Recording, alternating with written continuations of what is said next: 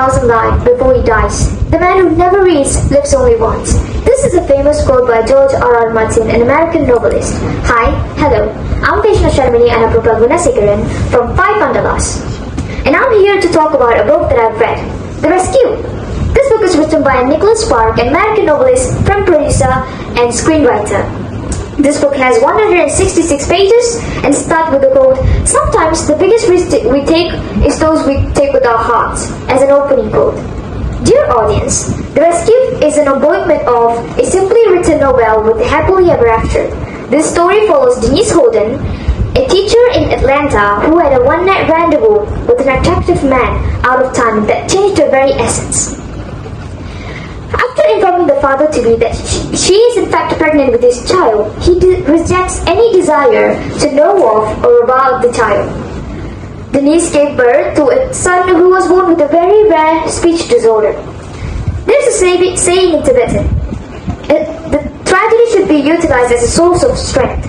For this, Dalai Lama said that no matter what sort of difficulty it is, no matter how painful the experience is, if we lose our hope, that's our real disaster. Standing by this quote, Denise kept swimming just so one day she and her son could reach the shore without any fatal injuries. Alone and the mother of a very needy child, Denise does what she believes best for herself and her son and moved to the small town in Edmonton where her now deceased mother grew up. She does this for the obvious reason that the house her now deceased mother grew up is financially unencumbered, and she will be able to devote her constant attention to her handicapped child. In the day, Denise and Kyle's work to improve Kyle's speech abilities, and in the evening she works as a waitress in a local diner where Kyle has a room and a bed in the back to sleep on while she works. Denise is quite ordinary in the sense of her career and education, but when it is demanded of her, she steps into the role of many single mothers and becomes extraordinary in her own selfless way. She chose Kyle when it came down to parenting or teaching. When Kyle and Denise are in an accident, Denise's life takes an unexpected turn. While she is unconscious for a matter of minutes, Kyle disappears into the lowlands. Denise comes away to the voice of a good Samaritan, Taylor McKinnon, and a volunteer fireman.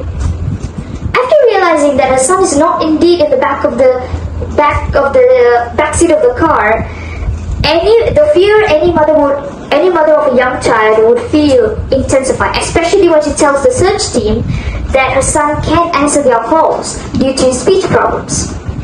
Tyler McDinn, an ordinary man who does extraordinary feats of rescue, finds Kyle. Through Kyle and Taylor's relationship, Denise and Tyler become attracted to each other and take a step toward a relationship. As a both relationship, there are bumpy roads ahead.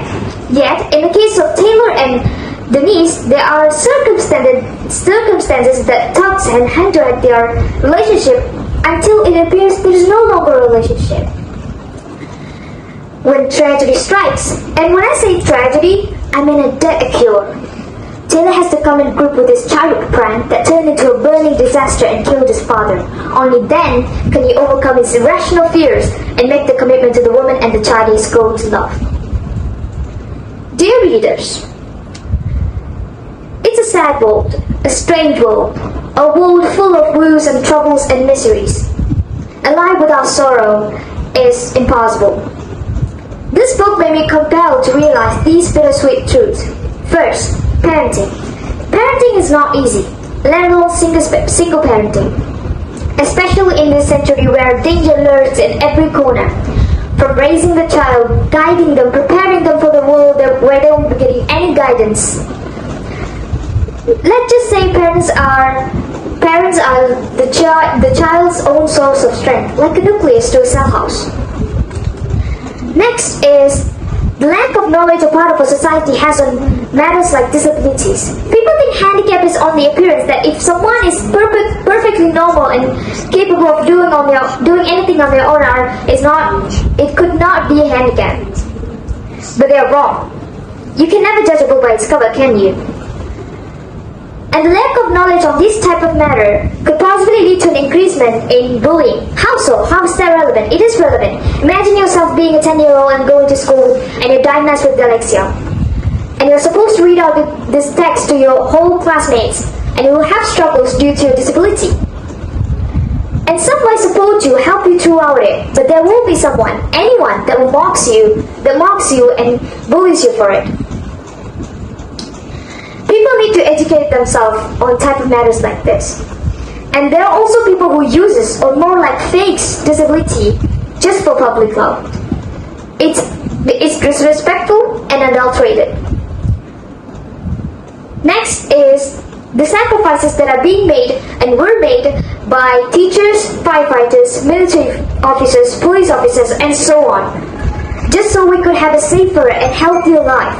The trauma that they'll go through is beyond imaginable.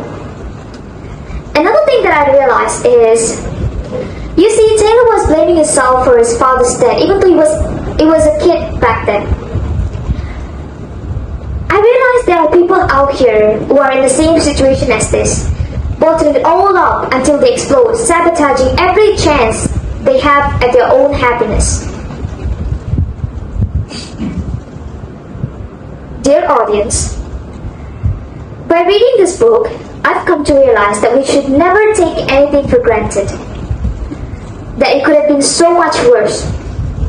That we should be grateful for the things we have, for our parents, teachers, friends, and the day we live. That's all for me. Thank you for letting me hear and listening to me, and I apologize for any inconvenience that I may have caused. Thank you.